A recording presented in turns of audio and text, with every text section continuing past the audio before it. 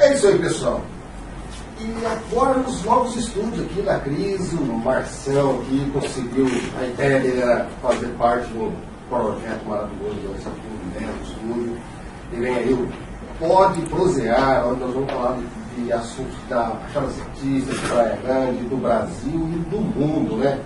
A política está quente aí no mundo, né, Marcelo? Tem muita coisa acontecendo, né? O pessoal da direita, o pessoal da esquerda dá uma brigalhada aqui, o ministro do STF sendo processado fora do Brasil, né? E assim, você é uma pessoa que vem vamos dizer, da polícia, né? Digamos assim, da polícia penal, tem uma maior experiência, uma pessoa politizada mais conservadora, mais liberal. Qual é a sua opinião sobre isso? Dois grandes empresários, né, big techs do mundo, um desses empresários, até presidente dos Estados Unidos, né, processando o ministro do STF, da Suprema Corte Brasileira, na pessoa física. Hein? E fica bem claro, muitas pessoas estão pensando aí, está processando a instituição, etc. Na verdade, não. Ele está processando na pessoa física. Por isso que os grandes juristas brasileiros dizem que a AGU não pode defendê-lo. E aí, Marcelo, você tem bastante coisa nessa área. Fala aí. Deixa o Márcio falar. Olá, pessoal. Muito prazer estar aqui, juntamente com meu amigo Kiko. E, lógico, é complicado. Deixar claro para todo mundo que eu subi ao palanque com 18 anos. Então, eu veio da política lá de trás. Eu entrei, fui militante do PDT, e depois fui do PRP, enfim, e vim crescendo. Brisolista no início, né? Não tinha muita essa polaridade, a gente não sabia muito bem o que era esquerda e direita, era um jovem em formação. Apesar de ter 18 anos, me considerava jovem, porque o homem amadurece vagarosamente, né? Tardio, geralmente o homem amadurece. Mas enfim. Eu me considero jovem. Você é jovem. E aí o que ocorreu? Ocorreu o seguinte, eu venho militando, né?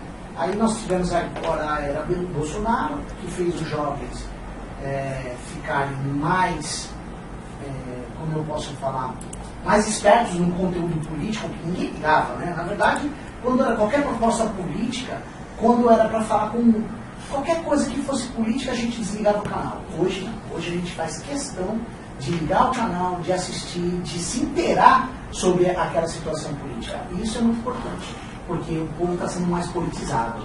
E aí fica muito difícil de desacreditar o povo através de narrativas que não são consideradas fake news, né? Que é o grande mote da nossa atualidade, são as fake news.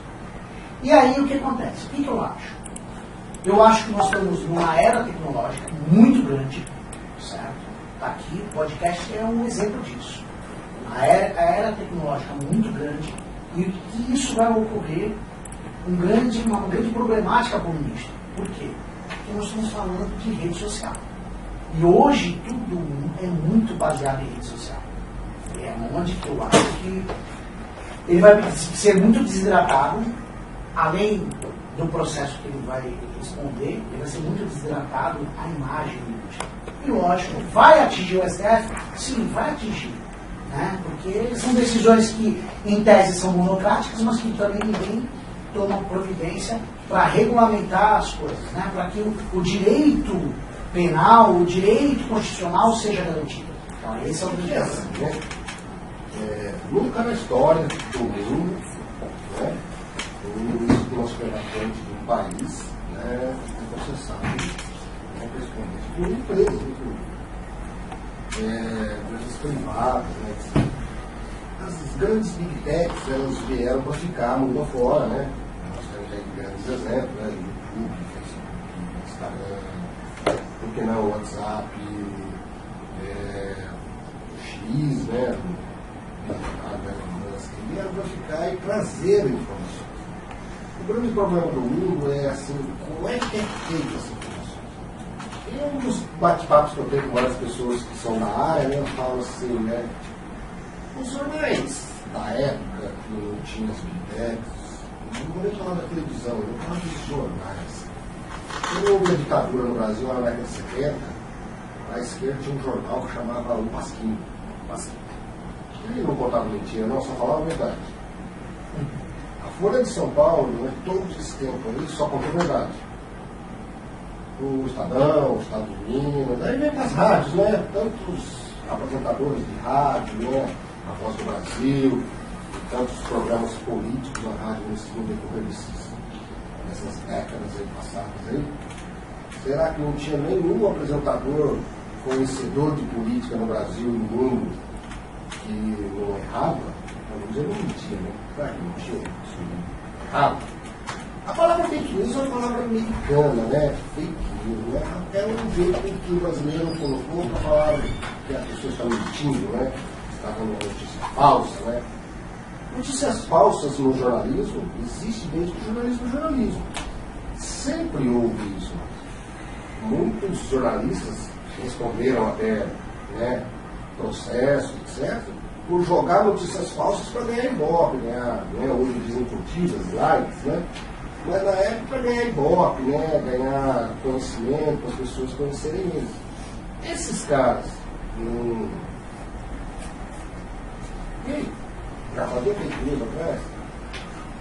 Conversando com um grande amigo outro dia na praia, estava aqui na praia batendo um papo com ele, mas agora é onde você quer a sua opinião.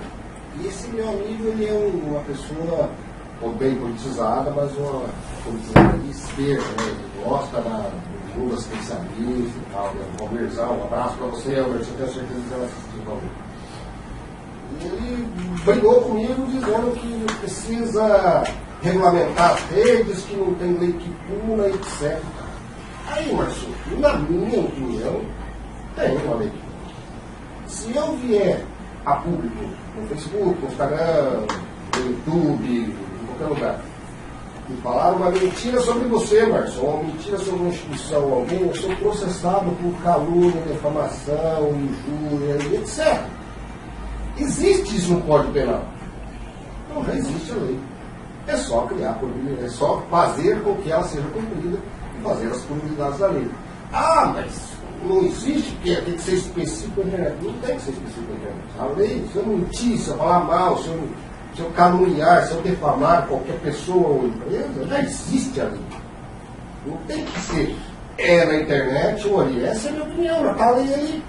A punibilidade é baixa? Aí o Congresso Nacional sente lá e que aumente as punições para esse tipo de coisa, visto que criou-se uma gama maior de pessoas falando, né?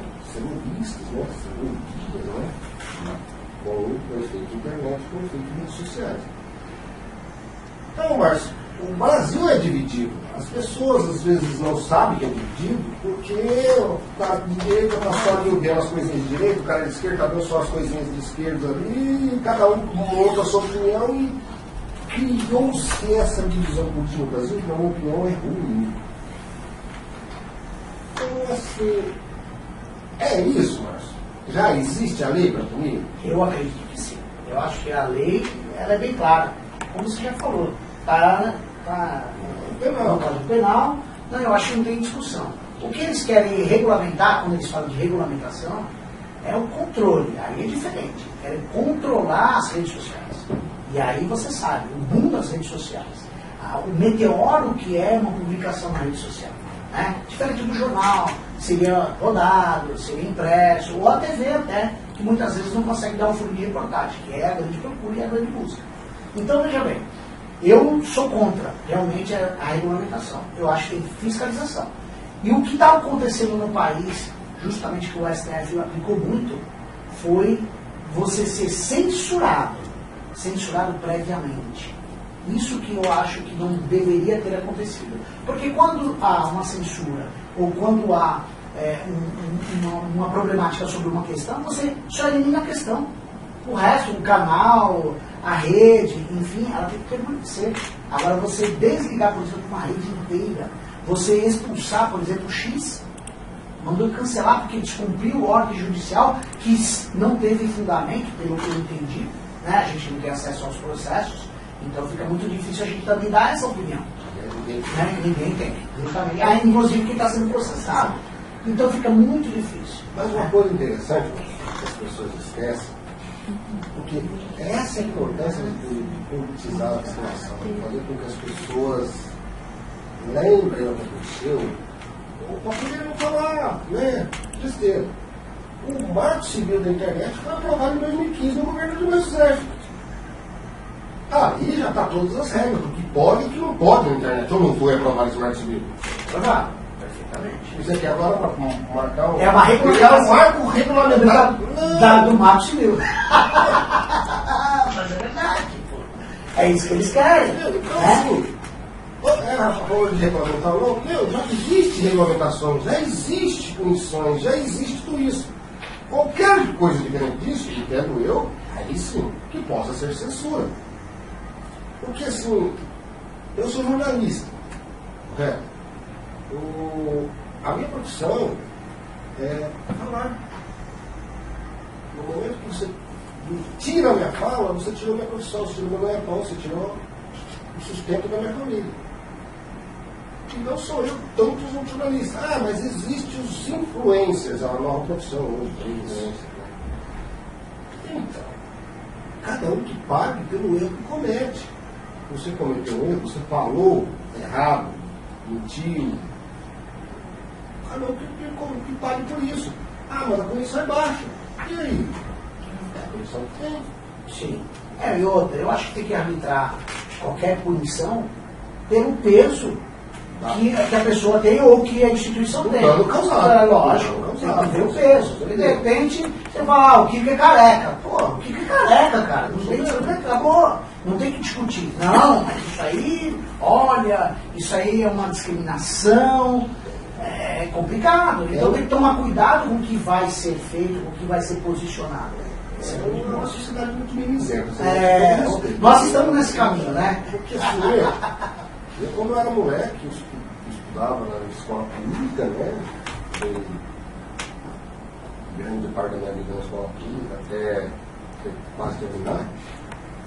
E na minha sala tinha um gordinho, um careca, um quatro-olhos, um dentuço, um babão, um negão, um tizil, entendeu? E te garanto que até hoje, essas pessoas que naquela época não era... Tem os meus apelidos até hoje. Então, e não se sentiam ofendidos. E a gente se divertia muito, dava risada demais, e o bullying, nem sabia o que era isso. O negócio era... Bullying é uma palavra nova.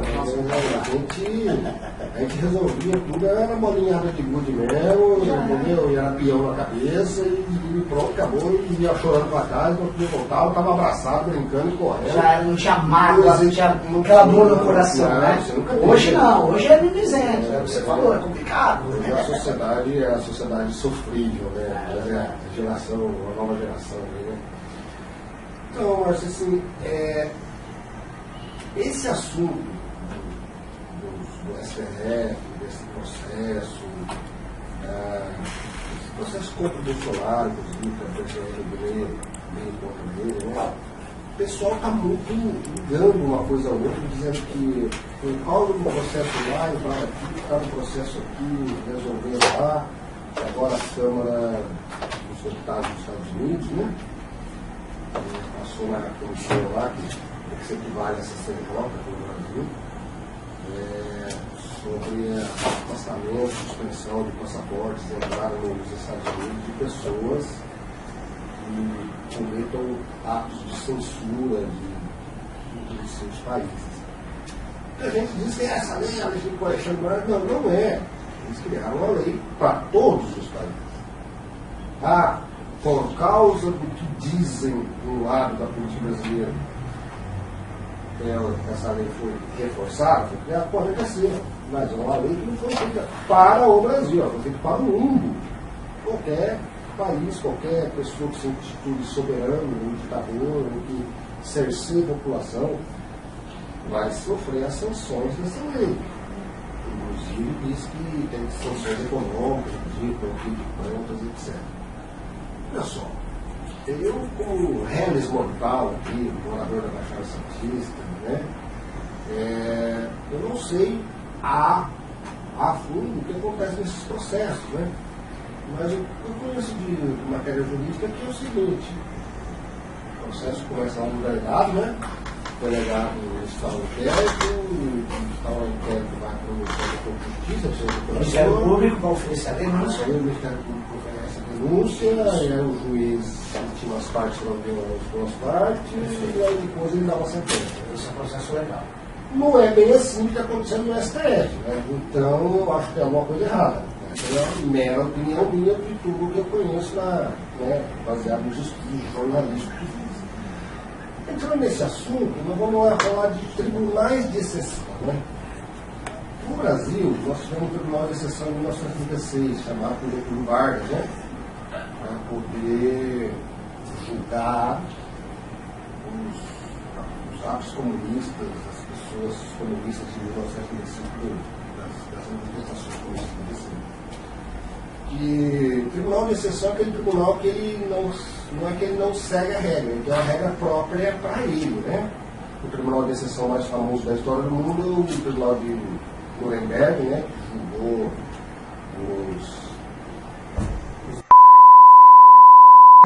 essa palavra, tem que falar O YouTube corta. Né? Que julgou os seguidores daquele ditador alemão, sabe? E aí o que acontece? Não pode falar, fazer o quê, né? Isso é uma censura, não pode falar. Essa palavra unar aí, né? É. Se você falar o YouTube é obrigado, mas Está na regra internacional. É uma regra internacional, até porque foi uma atrocidade, fica todo Sim, né? é um genocídio. É um genocídio mesmo, né? Isso de fato. E o Tribunal do Nuremberg que julgou essas pessoas que fizeram esse genocídio. No Brasil, nós tivemos um Tribunal de Exceção em 1936 que julgou os comunistas de 35, que fizeram aquela revolta comunista de 35. Seria o caso que o STF está fazendo uma espécie de Tribunal de Exceção? Porque a Constituição Brasileira, no seu artigo 5º, inciso 37, se não me engano, deixa eu olhar aqui, no seu artigo 5º, inciso 37, é bem claro, é proibido. Artigo 537 da Constituição é proibida a criação de tribunal de exceção, pede diretamente o princípio do juiz natural. A Constituição Brasileira não permite criação no Brasil mais de tribunal de exceção. Mas é da forma que esses processos estão sendo criados aqui lá no STF, aí, tipo da fake news aí, né, que a vítima é juiz, né, promotor de tudo, né, que é o juizinho aí.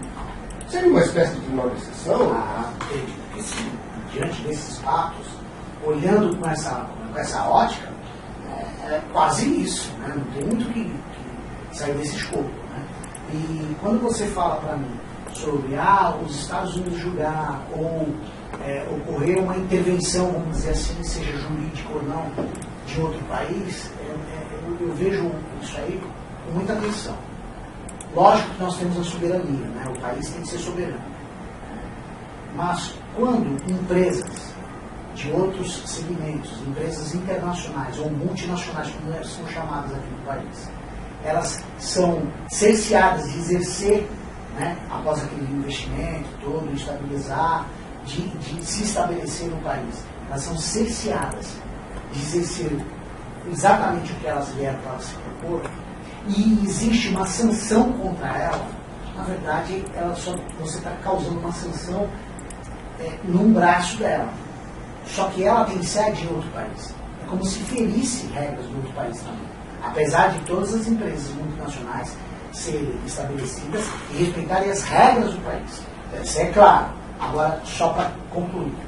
Então, eu vou até dar um exemplo muito polêmico aqui. Muito polêmico. Isso aí, o pessoal vai ligar, vai falar, pô, Márcio, você é a favor, isso vai acontecer e eu sei disso. Eu vou falar sobre Israel, a guerra de Israel. Veja bem.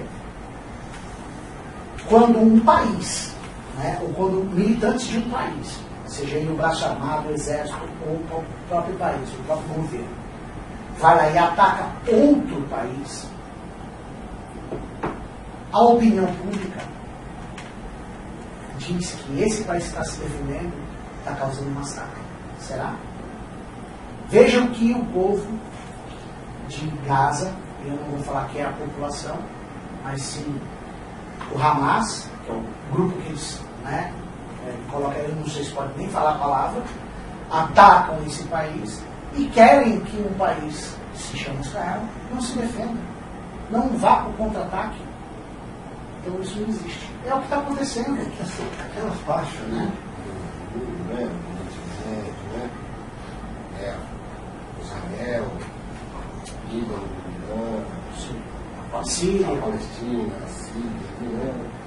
Os Emirados Árabes e os Árabes Unidos, menos, né? Já deram uma respirada, né? Mas aquela faixa ali, ela é histórica, né? Ela tem guerra desde que o início do mundo, né? Começou-se como uma guerra religiosa, né? Aliás, é assustador falar de guerra religiosa, né? Os muçulmanos, os judeus, os cristãos, brigando por espaços ali, né? E, pô, eu não conheço nenhuma religião que faz mal, cara. Todas as religiões, o destino final dela é o bem, o bem-estar da população, do povo. Não conheço nenhuma que faz mal, né? E assim, eles autotitularam por décadas aí, Guerra Santa. Eu lembro, quando eu era moleque, eu lembro naquele troço, falava, Guerra Santa, Guerra Santa. Guerra pode ser santa, mas e assim, agora, depois da Revolução Industrial no início do século passado, né, o petróleo, a grande máquina que o mundo, né, as grandes estações de petróleo do mundo está naquela região ali, começou a se abrir por espaço de dinheiro, porque o pessoal ali é bem próspero, né? Aí pode se explorar petróleo, gás, enfim.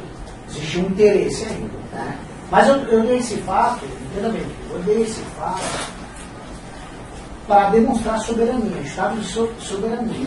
Entendeu? Não estou aqui discutindo a guerra. A guerra, cada um tem uma opinião, vem realmente de muito tempo atrás. Não estou aqui defendendo Israel, não estou defendendo a Palestina.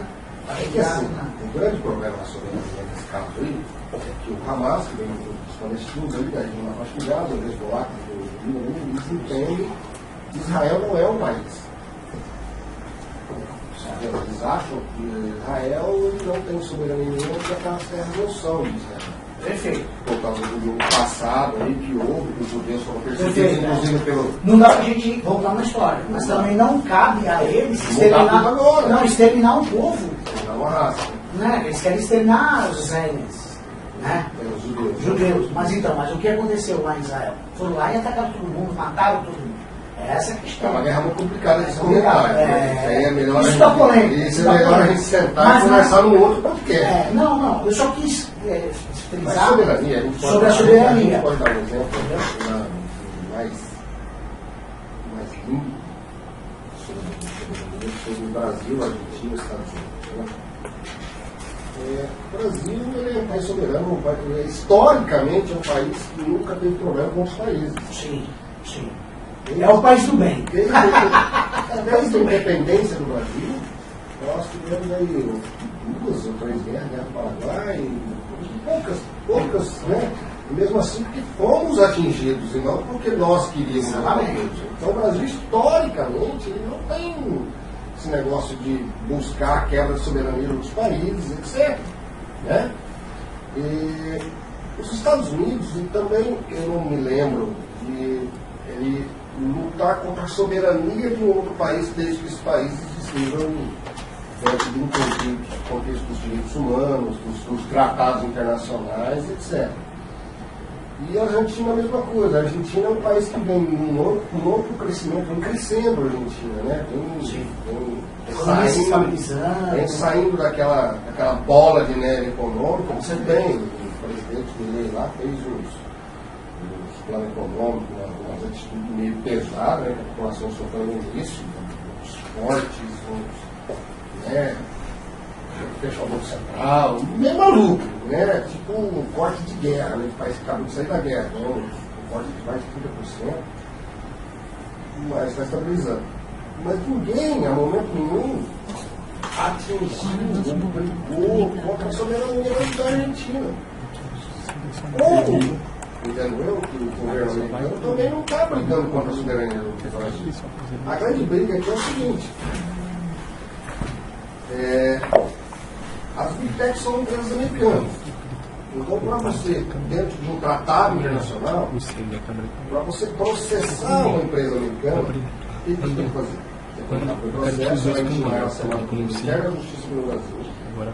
E vai fazer uma carta rogatória o Departamento de Justiça dos Estados Unidos, que vai mandar para o juiz nos Estados Unidos e notificar ela lá. O que aconteceu com o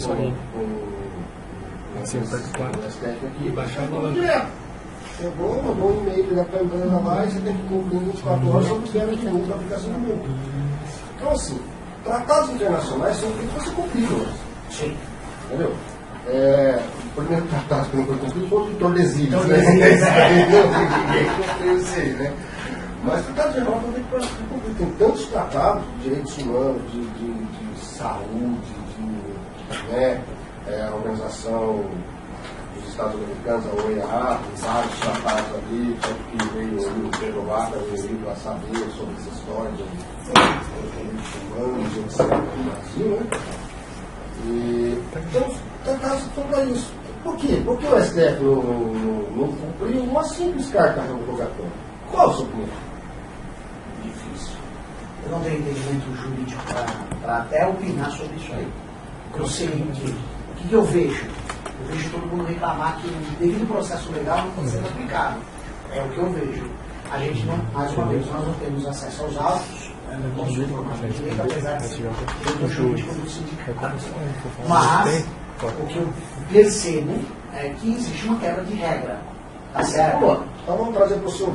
Você é um policial penal. Certo? Quando um bandido qualquer vai preso, e o processo dele ocorreu lá na Bahia, aí vai ser preso aqui. Passa o policial lá puxou a DDC, chama, né? Puxou a DDC do cara, ó, vamos mandar ele lá na Bahia. Ele é detido e ele só pode ser preso quando chegar o quê? Chega um mandato de prisão. Uma carta precatória. Não, precatória não, é um mandato de prisão primeiro. Por quê? Porque ele tem uma. Antes, né, vamos lá, na operação, ele não foi preso em flagrante. Vamos dizer que ele estava procurado. Isso. Foi procurado. Aí os policiais vão lá, pegam ele, e aí vai esperar o quê? Ele está procurado. Aí vai esperar um mandado. Esse mandado de prisão é expedido pelo juiz.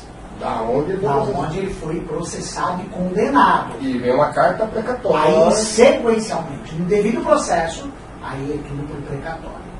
Para ser ouvido, para ser transferido, para ser. Enfim, é isso. Entendeu? Essa é a mesma funcionalidade da carta rogatória, só para quando de tratado internacional. Internacional, tá? Então, assim, você não pode, não é porque você é juiz, ministro ou desembargador, você pode simplesmente intimar uma empresa lá na Suíça. Sim, tem que fazer o devido processo, né? Se não perde a função. E quando perde a função, essas empresas lá no país delas, sucede, estão processando o juiz que quebrou esse tratado. E a juíza lá viu, né? Ontem a juíza viu que não é para elas cumprir nenhuma ordem vindo do Suprema Corte Brasileira, se não vier pelos trâmites legais do governo. Se vier pelos trâmites legais do governo, está ok. Não tem problema. Faz parte. Nós estamos rindo aqui que tocou uma mensagem no meu celular aí, mas deixa assim, é muito legal. Então o que acontece? Tem um devido processo legal. Existe uma regra em um tratado internacional. Sim, com certeza. Então tem que ser respeitado. Se eu explicar uma regra, ou você dizer que quer respeitar uma regra, eu não vou responder por isso. Voltamos a uma fake news. Se eu mentir sobre alguma coisa, se eu espalhar uma notícia falsa, não é que a notícia falsa não tenha sido eu que tenha falado. Pegar uma notícia falsa na internet, eu acho interessante, espalhei. Eu tenho que ser processado por isso. Processado dentro dos códigos penais, da Constituição brasileira, das leis punitivas que existem no Brasil. O Brasil tem leis punitivas pra caramba. Sim. Então, é esse o caminho, né? Mas a gente se reuniu, não foi para falar de política internacional. Não, jamais. Ela se reuniu porque, assim, dentro desses últimos 30 dias, 40 dias, eu fiz um laboratório com pessoas, com amigos no WhatsApp, com entrevistas, etc., sobre uma lei aprovada inicialmente na Assembleia Legislativa do Estado de São Paulo. E logo em seguida acharam interessante e mandaram essa lei para ser aprovada na Câmara dos Deputados em Brasília. Foi aprovada também. É sobre a proibição do uso do celular nas escolas. Nós vamos falar dessas leis e vamos falar também aqui da nossa Baixada Santista, Praia Grande. Nós vamos ter um programa aqui agora, o Pode Prosear. Nós vamos prosear, eu, o Márcio, o Paulo, que está escolhido do campo, a voz do além hoje, mas logo vai sentar aqui também, trazer convidados, etc. Já tem um vereador querendo vir, bater um papo aqui, hein? Opa! A gente fala sobre ele. E foi uma lei assim, que foi feita meio a toque de caixa, né? Porque o celular realmente, na mão de crianças e adolescentes, estava sendo usado de uma forma meio abusiva, né? Desce para a escola, o professor estava falando lá, estava assistindo videozinho, jogando e filmando o professor, enviando posts no Instagram e no Facebook, posts ridicularizando o professor às vezes, né? Então, assim, eu acho que tem que ter uma limitação para essas crianças, para esses adolescentes, porque a gente foi adolescente, a gente sabe que adolescente não tem limite, né? Não estou nem aí, e pronto, e é isso aí. O problema é que antigamente ficava só no local, né? Ali, mas hoje com a internet vai para o mundo, com certeza. E essa lei foi aprovada da seguinte forma. Aliás, deixa eu só falar da prova. Esse relatório eu falei com mais de 50 pessoas, diversos grupos sociais, pobres, negros, brancos, homossexuais, héteros. Mas enfim. Inicialmente todo mundo foi a favor. Não tive nenhum que foi contra a lei. É isso mesmo, tem que proibir o uso do celular. Mas o Kiko, só interromper um pouquinho, só foi pela legenda, né? Aí eu fui falar como era a lei. Esse é o detalhe, só você achou que foi isso mesmo? Então vamos lá, vamos destrinchar. A lei ela proíbe o uso do celular no todo na escola. Todos os alunos não podem usar, em momento nenhum. Ele entra, da hora que ele entra na escola até que ele sai até a calçada da escola, ele não pode usar o celular. Em momento nenhum, para nada. A não ser que seja um material didático, uma aula que usa para o inspetor. E mais, o inspetor de aluno, o professor, o diretor também está proibido nesse período, da hora que ele entra na escola e da hora que ele sai. Todo mundo se assustou, falou, não, aí não. Por quê? Eu também mesmo entendo isso. A lei tinha que ser feita para proibir o uso do celular dentro da sala de aula, no período de ensinamento. No intervalo, a criança pode jogar um joguinho, falar com o pai, mandar um WhatsApp pro pai, tá bem, de repente a criança toma um remédio, passa mal, ou fazer lá, leva um tombo, a criança vai dar uma vez, leva um tombo, etc. O inspetor de aluno está do outro lado da escola, você falando que o diretor tem que fazer igual na nossa época, de sair correndo, que nem um louco pro corredor. Não, no WhatsApp ali, resolve. Então, assim, eu acho que foi muito duro. Agora, uma curiosidade que eu não tinha que falar. Não. É proibido. E se eu pegar você com o celular na escola, qual a sua punição? Boa pergunta, tem que estar regulamentado na lei. Então, essa lei é falha. Inócua. Exatamente. Pronto. Palavra bonita, hein? Inócua. Não tem. Acabou. Então, se ela não tem punição, porque, pelo que eu entendi, quando estavam comentando sobre a lei, seria retirado do aluno e devolvido no final do expediente. Mas isso não está em lei. Isso cada escola está tomando sua atitude. Tem escola aqui na Praia Grande. Tá. Na Praia Grande? Tem escola aqui na Praia Grande que chegou à seguinte situação. Colocou uma caixa na entrada da escola. Escola particular, hein, pessoal? Não vou falar o nome para não ganhar processo. Colocou uma caixa de papelão ali, todo mundo chegasse tinha que colocar o celular ali. E eu vi como que você devolveu o celular na saída, né? Não, esse aqui é o meu, esse aqui é o seu, esse aqui. Mas, Kiko, isso nem concurso não é desse jeito. Você vai para um concurso, coloca num saquinho, você fica com o seu próprio aparelho. Não tem nem que levar. Talvez alguns concursos hoje ainda pede para tirar a bateria, só daqueles celulares que tiram a bateria. Mas os demais, Sim, né? né? O celular Desliga, o celular. modo avião. Desliga. Acabou. Desliga. Aqui, ó, modo avião, funciona. Acabou. Não, tô falando de outro, onde é que tocou? Tá tocando, Apareceu ali. É que eu sou cabeçudo, eu sou feliz. Todo podcast eu faço. Então, assim, eu acho que foi um exagero, mas assim, eu acho que exageraram de propósito para criar, como um ex-legislador que fui, que tem leis que são criadas para serem efetivadas, e tem leis que são criadas para ter impacto. Entendeu? Então eles criaram essa lei para dar aquele impacto. Pá! Criar uma revolta ou um clamor a favor ou contra. entender que existe alguma coisa que proíbe. Chamar a atenção. É lei de impacto. Só criou um impacto, então para que você vê que as aulas já começaram há quase um mês, acabou o assunto. Você não vê mais ninguém falando as redes sociais sobre esse assunto, nem nada. A molecada está levando o celular para a escola, mas não está usando na sala de aula, senão o professor toma. Cada escola já fez o seu jeitinho, já deu aquela resolvida meio a brasileira, né? Jeitinho brasileiro, mas lá. Então foi uma lei que assim, é esquisito eu falar assim, como legislador, eu falo assim, lei de impacto. Existem várias leis que é só para causar impacto. Muitas. Então, porque são leis que caem em desuso, fica parado lá, e ninguém nem lembra que essa lei existe, etc. E tal, né? Existem leis ali sobre a lei do fumo, criada pelo Maluf lá, que podia fumar dentro de estabelecimentos comerciais. Aí foram criando outras leis, outra lei, hoje você não pode fumar nem na calçada se tiver uma cobertura de seu fazer. Exatamente. Mas alguém respeita essa lei? Não, é uma lei de impacto. Você quer ver uma outra lei de impacto muito interessante? Eu vou te falar, tem cada lei que é assim. Mas é só para apanhar alguma situação que está descontrolada, porque o celular nas escolas está de uma forma descontrolada. Mas eu vou falar uma coisa para você. A lei de impacto que apareceu por esses dias, aliás, uns 2, 3 meses atrás, foi a lei do PIX.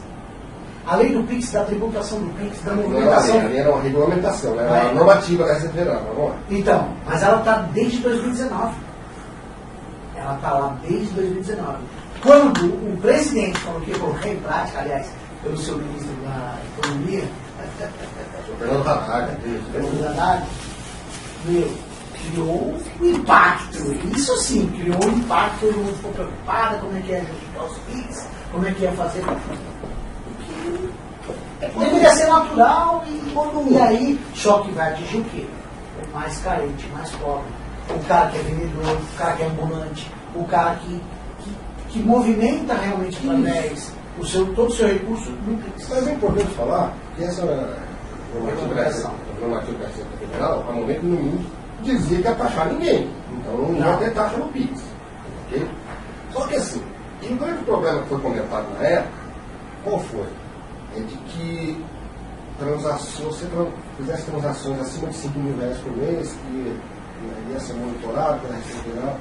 Gente, já é monitorado pela Receita Federal qualquer operação de PIX que você faz. Tem um órgão no Banco Central que chama COARP. Entendeu? O COARP sabe todas as operações financeiras que você faz.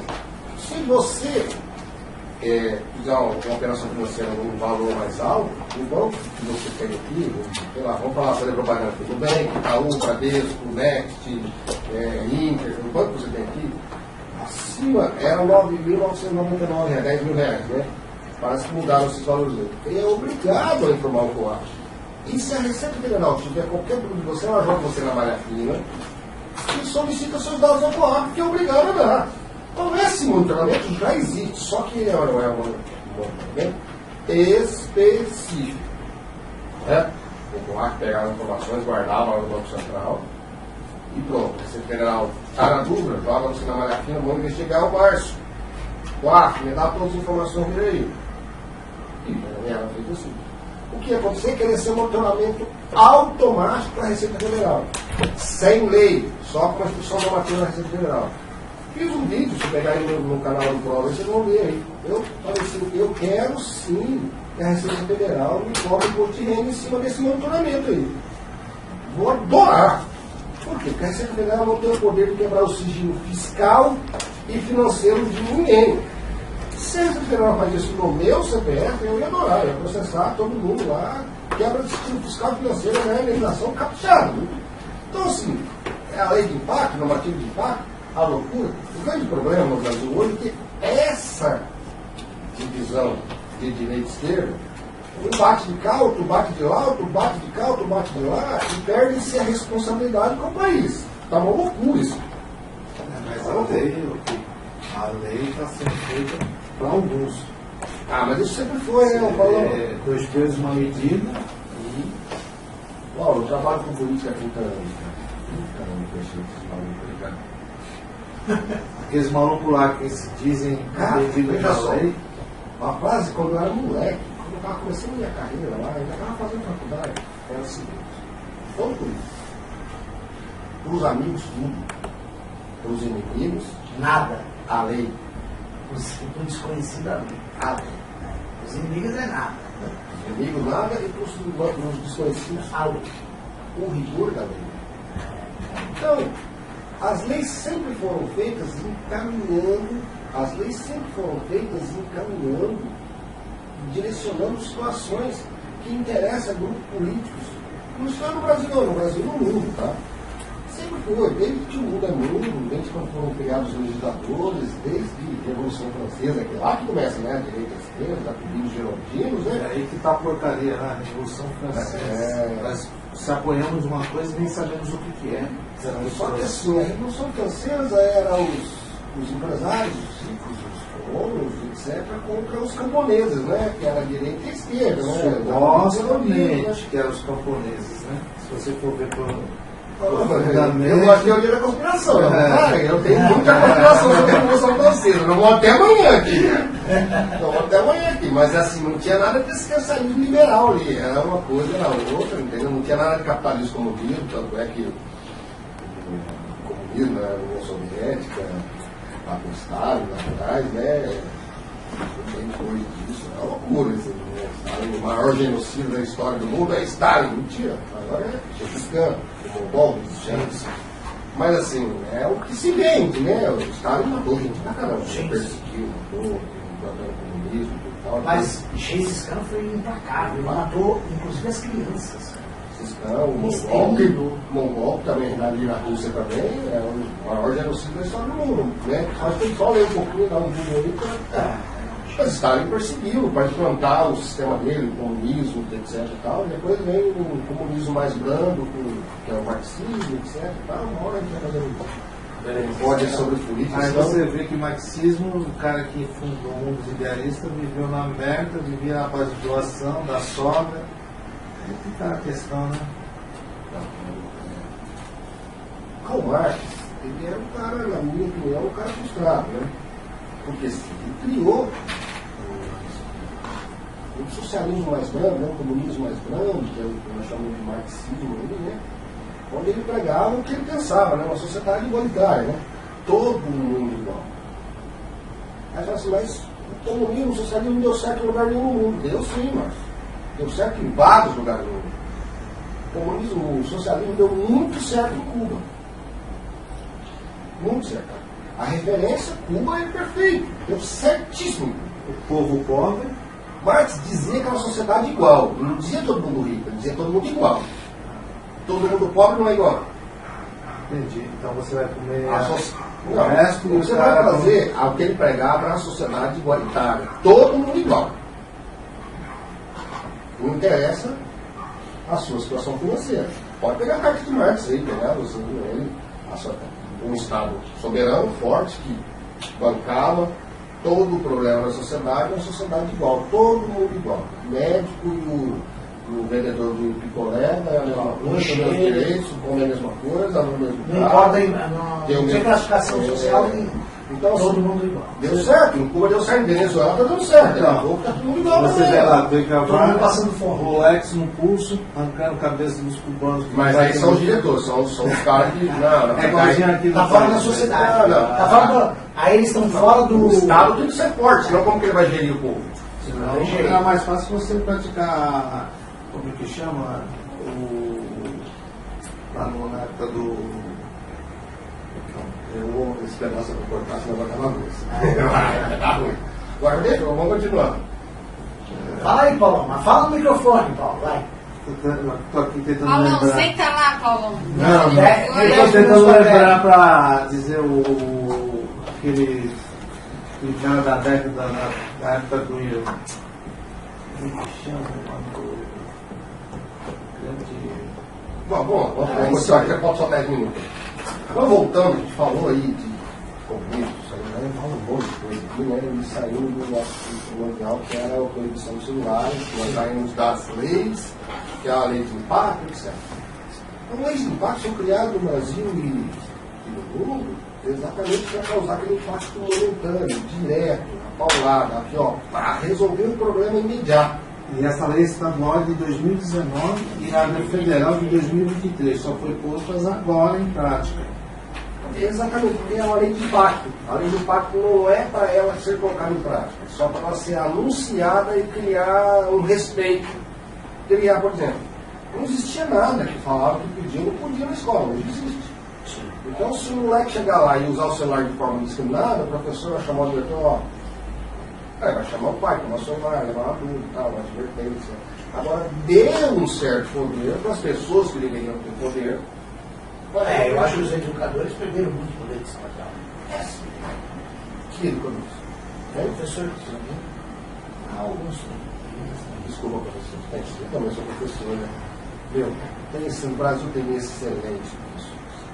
Só que os professores precisam entender que eles são professores, e não doutrinadores. Professor é professor, está ali para ensinar, alfabetizar, passar o conhecimento que você adquiriu no tempo seu de estudo para uma nova geração também. Como é que esses professores começam a se acharem doutrinadores, é um risco muito grande. E, aliás, o Brasil sofre muito por causa disso. Ali no final da década de 80, até o começo dos anos 2000, nós tivemos muitos doutrinadores. Isso é um perigo. Isso é terrível. E assim, não estou falando de esquerda ou de direita, não, de qualquer um. Hoje tem muitos professores que pregam a direita, a liberal, e tem muitos professores que pregam a esquerda, o assistencialista. Porque a base de direita e esquerda é o liberal, o capitalista e o assistencialista social, né? O social assistencialista e o liberal capitalista. A base é essa. Então, assim, essa situação, como assim? Cara, nos Estados Unidos, as duas ideologias vivem muito bem dentro dos Estados Unidos e fora do mundo, né? Sim. Mas por quê? Porque lá se alteram. Lá nunca houve na história dos Estados Unidos mais que 2 mandatos, um de republicano e um de democrata. Nunca houve desde a independência. Correto? No Brasil, essa mudança política de direita e esquerda no Brasil ela acontece em média a cada 30 anos. Entendeu? 1889 até 1941, mas de parando em 22 caiu uma corrente. São 41 anos de direita. São militares, Peixoto, Teodoro, etc. De 30 até 64 é a esquerda, Getúlio Vargas, Juscelino, parou no Jânio Quadros com aquela renúncia assustadora, né? Forças ocultas. Em 1964, o golpe militar, né? Sim, o golpe militar, né? Golpe militar para os esquerdos, né? Para quem está pensando, né? Ou a Revolução de 64, quem é de direita, enfim, já começa por aí. Era golpe ou foi revolução? Eu divulgo essa narrativa do golpe da seguinte forma. O Jânio Quadros, ele renunciou em 62, não em 61. Sim. Quem governou o país em 62? Vamos lá. Vamos lá. Quem foi o cara? Foi depois, foi 19. Ele foi impeachment, foi o primeiro caso do impeachment da história do Brasil, foi Dilma. O Congresso Nacional caçou. Foi um golpe. Então, o golpe da Dilma foi um golpe também. Foi um golpe. Então, o processo que a Constituição permitiu na época. Depois tivemos uma ditadura, um regime militar opressivo, perseguido, etc. Então, tivemos sim. O regime militar, em certo momento, cometeu excessos, perseguiu pessoas. Eu não quero nem entrar no mérito se essas pessoas foram perseguidas, estavam certas ou estavam erradas. Mas eu entendo, ou tudo Deus poder, que ninguém tem que ser perseguido. Tem a lei tem que ser cumprida, se o cara não cumpriu a lei, então o cara pelo caminho, sem tortura, sem nada, pelo caminho, pelo caminho. Vai lá, você está publicando tudo, você está condenado a 10 anos. Você está condenado lá, vai fazer água vazia lá e acabou. Entendeu? E responder pelos seus atos. Mas o quê? De 64 até 1990, foi a eleição direta, são 26 anos de direita. E a esquerda veio de 1990 com o Collor até 2018 com o Bolsonaro de 8 anos, média de 30 anos de alternância de poder da direita e da esquerda. Nos Estados Unidos é no máximo 8. No máximo 8. No máximo de 8 anos. Então a pegada é essa, cara. A gente tem que começar a entender de voto. povo tem que começar a entender dar essa alternância de poder que é o que é saudável. Você veja só, o governo do Estado de São Paulo ficou 36 anos na mão de um partido político só, né? Covas, Serra, Alckmin, Covas Nova, e Covas Nova, e Serra, e Alckmin, e Alckmin, Serra, e tal. Ficou nessa direção aí até chegar no dói. Né? Aí, agora veio o candidato que é eleição, conservador, independente do direito, assim. Quanta coisa tem mudado nesses 2 anos de democracia? Por quê? Porque a alternância de poder, são ideias diferentes. E a alternância do poder é muito importante, porque assim, é outro grupo político, é outras pessoas, é outros secretários, é tudo outro. É outras ideias, é outras proposituras de leis, etc. Nos Estados Unidos isso acontece completamente, de 8 a 8 anos, no máximo, ó. Saiu a esquerda com o Biden e ficou direito com o Trump. Antes era o Trump de direita e a esquerda do Biden. Já saiu, é isso aí. Então o brasileiro precisa fundamentar. O brasileiro precisa fazer aquilo que você falou com os limites. Precisa, é uma necessidade. Eu acho que o ensino político, as escolas, isso é importante. Não a doutrina política, o ensino. Você foi muito feliz com isso, foi muito difícil. E o brasileiro não é politizado. O brasileiro, lamentavelmente, se preocupa somente com o seu. Só que. Lamentavelmente. Então, Márcio, encerrando aqui o prosa, finaliza com esse assunto aí. Sobre a politização, você falou bem lá no início, está terminando com ele e eu. Bom, jovens de todo o país, aqui que podem, né, estão estudando, que estudar é muito importante, devem se politizar, devem participar, inclusive começando na escola. Comece nos grupos de escola, comece a ser líder na escola, porque aí é assim que a gente descobre os grandes políticos, os futuros políticos, né? São presidentes de agremiações, são participantes de grupos de trabalho, e assim, tendo as informações do que está acontecendo, né? Talvez da literatura, da internet, sempre tem muita informação falsa, mas tem muita coisa que você pode pesquisar e confirmar. Então eu acho que todos os jovens devem se politizar de forma geral, de ter uma leitura e de se descobrir, né, no ambiente político. Interessante essa forma. Eu fui presidente do Grande Estudantil. Eu comecei a minha politização, no conhecimento político, no Grande Estudantil, né? Era sempre acadêmico, depois do Grande Estudantil, eu virei presidente na época, eu virei presidente do Grande Estudantil na época para aula. Aquelas aulas você não desistia. Você podia fazer uma reuniãozinha, né? Você sabia, você pegava lá nas aulas, você tal dia, tal hora, terminando o Grêmio. Aí, na aula que você não ganhava pauta aí lá. Você vê como a juventude X, né, que eu falo, né, que a gente tenta pensar totalmente diferente. Não é assim. Eu nunca tomei bomba, não. Sério, estudou, né? Estudei e tal, mas não tem umas aulas que eu também não gostava desse estilo. É isso aí, pessoal. Esse é o programa piloto. Começamos a primeira gravação aqui no estúdio aqui da Cris, aqui no estúdio como cego, aqui, com a presença do meu grande amigo, parceiro, o Márcio. E a voz do além, o Paulo estava ali, ó, ficou com vergonha de ficar aqui, mas na próxima ele vem. Eu tiro o sarro mesmo, Paulo, lá dentro da Conseguindo, que aí na hora certa vai. É lá no Danilo Gentili, tem a voz do além, né? É o voz do além, ó. Aliás, todos têm, na inteligência artificial, em vários podcasts do Brasil, tem sempre uma voz para poder assessorar. Então, pessoal, vem aí o programa Pode Prosear, com assuntos mais abaixados sobre política, alguma coisa de política, e o Prosa com o Barbosa continua com essas matérias polêmicas, vídeos curtos aí, frequentemente, vídeos maiores, assim, menos vezes, mas sempre com pessoas legais, pessoas politizadas, pessoas que têm conhecimento, igual o Marcelo aí. Pessoal, Prosa com o Barbosa.